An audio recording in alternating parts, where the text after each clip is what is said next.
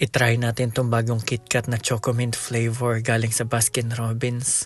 Sa mga gantong collaboration ay limited edition lang to, panigurado. Kung ano-anong Japanese food yung kinain ko ngayon, nagbiyaya ako sa Don Quijote para bumili ng mga pagkain. Ang ganda ng weather ngayon, hindi ganong traffic, kaya ng lunchtime ay dire-diretso na ako sa Don Quijote. Ang Don Quijote pala ay isang malaking department store or grocery store or supermarket, halo-halo na yan. From time to time, ang Don Quijote ay nagsisale naman kung ano-ano nila, kagaya nitong KitKat na to, kaya binili ko na. Mag-ubento lang tayo para sa lunch natin ngayon. Ito ang napili ko. Simpleng garlic chicken lang pero masarap to. Mag-check out lang tayo at bumalik na sa sasakyan. May elevator, escalator or hagdan, depende na kung gaano katamad. Isa to sa mga paborito kong ubento sa Don Quijote. Ang tawag ay chicken and garlic lunchbox. Napakasarap at ang bango-bango niya. Pero babalaan ko kayo dahil sa mga gantong pagkain ay dapat wala ka nang gagawin o tapos na yung trabaho mo kasi talagang umaamoy yung garlic sa bibig mo. Tapos na ang mga klase ko ngayon at wala akong klase sa hapon kaya bumili ako nito para kainin.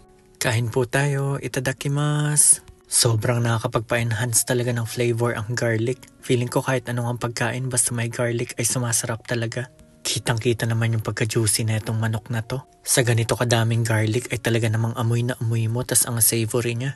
Etong panalong chocolate ngayon, KitKat Choco Mint, collaborated with Baskin Robbins. Dito sa Japan, ang tawag sa Baskin Robbins ay 31 ice cream dahil 31 yung flavors niya. Hindi ko alam kung paano kayo kumain ng KitKat pero ako ganito, sabay-sabay. Pagpuputulin mo pa kasi madudumihan pa yung kamay mo. Konting personal development muna bago umuwi, i-make sure natin na ma-reach natin yung mga goal natin bago matapos yung araw. Kaya naman pag uwi ay rekta workout na ako. Bumigat ulit yung mga normal na binubuhat ko dahil matagal ako hindi nakapag-workout dahil dun sa likod ko. Na-realize ko na naman na health is wealth talaga. Nag-put up kami ng lights sa labas dahil magbe-birthday na yung lola ni Mika. Yung misis ko sobrang hilig niya sa mga ilaw-ilaw na ganyan, kaya palagi kami pupunta sa mga illuminations dito sa Japan. Tuwang-tuwa yung misis ko habang ako iniisip ko lang yung bill ng kuryente. Sa sobrang tuwa nga niya ay napa-happy dance pa siya. Sabi mo sa Christmas light. Parang tinakasan ka tinoon. And finally, nakita na ni Mika yung lights. Mahilig din siya sa lights kagaya ng nanay niya. At dahil Friday ngayon ay naisipan ko muna mag-food trip kaya pumunta muna ako ng Family Mart para bumili ng kahit anong makakain. Tingnan nyo, may bagay yung pino. Ang pangalan ay Sacher Torte or Sacher Torte. Hindi ko alam kung anong basa talaga dun. Pero nagmadali na ako para i-unbox na itong napakasarap na pino. Mahilig ako sa pino pero first time ko matitikman itong flavor na to. 6 na piraso pala ang laman nito at chocolate covered na ice cream. Yung red na nasa gitna ay hindi laruan kundi pantusok dun sa mga ice cream para hindi mo kailangang hawakan.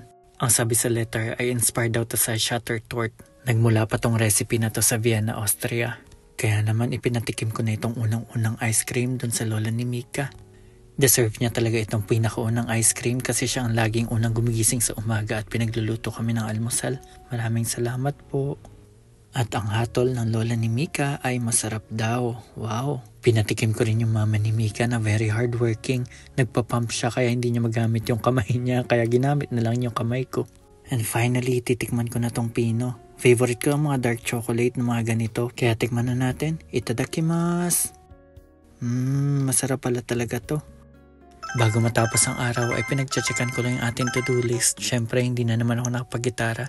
Igogol ko talaga bukas na makapag-gitara. Feeling ko binahayan na ng gagamba yung gitara ko. Kaya balikan natin yun one time. Sa mga nag-grind dyan, kumusta naman kayo? Alam ko kayang-kaya nyo yan. Good luck, yun lang, bye!